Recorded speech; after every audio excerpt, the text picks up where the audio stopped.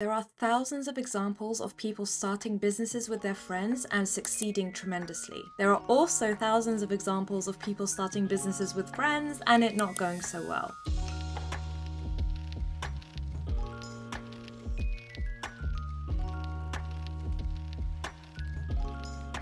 The relationships we have with our friends are really unique and special. They bring us so much joy, so much comfort, so much support. But does that necessarily mean you should start a business with them? Well, as someone who has started businesses alone, with friends, and with family members, I have quite a bit of insight into this experience. And in today's video, I'd really like to share some things that I think you should think about before you decide whether or not to start a business with a friend.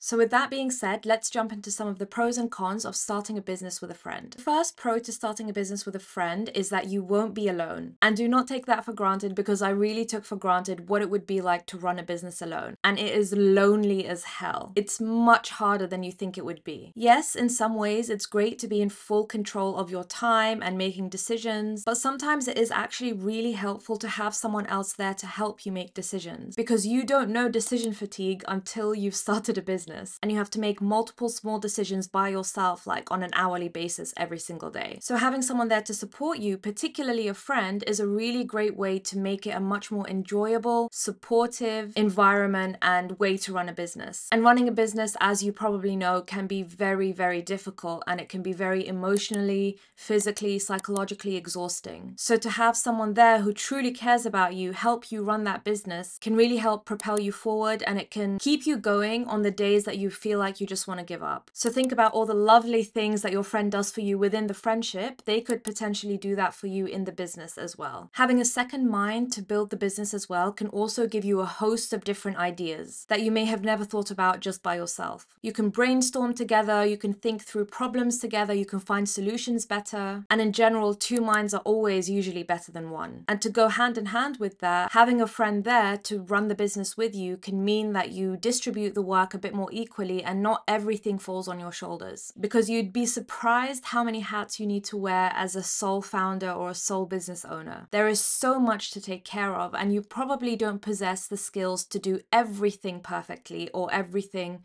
to a very high level. So not only can they help you with more ideas and problem solving, but they probably have a set of skills that you don't have. So they can kind of be the yin to your yang and fill in those parts of the business that require certain skills that you may not have. Of course, you will need to learn new skills as you go along, but having someone there with a different experience and skill set can really, really help propel the business forward much quicker than if you were to learn every single skill from scratch. And when you're thinking about which friend to start the business with, that's also an important factor in that. So for example, if you're looking to start a tech startup, if both of you and your friend are developers, then you might both have very similar skill sets that make it more difficult for you to do things like the marketing or the business development. It's usually better to start it with someone who has opposing skills or skills that fill the gaps that you don't have. And just so you're aware, investors like VC investors usually prefer to fund companies that have more than one founder. They know that businesses with more than one founder are usually more likely to be successful than businesses with a sole founder. And that's because of all the things I mentioned, you know, the amount of work that goes into it, the shared skill set, the support and encouragement that you need from your co-founders as well, can be extremely difficult to just harness within yourself by yourself. So not only might it be good for the business for you to start the company with a friend or with someone else, but it can also be good for the friendship. It can really foster a deeper connection and a deeper bond between you both. It can also make celebrating big successes in the business much, much sweeter if you're doing it together with a friend. You'll have a shared life experience as well, which is truly unique, that you can take forward in your friendship and always reminisce on and come back to. So it can be a really beautiful way to develop the friendship and make it stronger than it already was.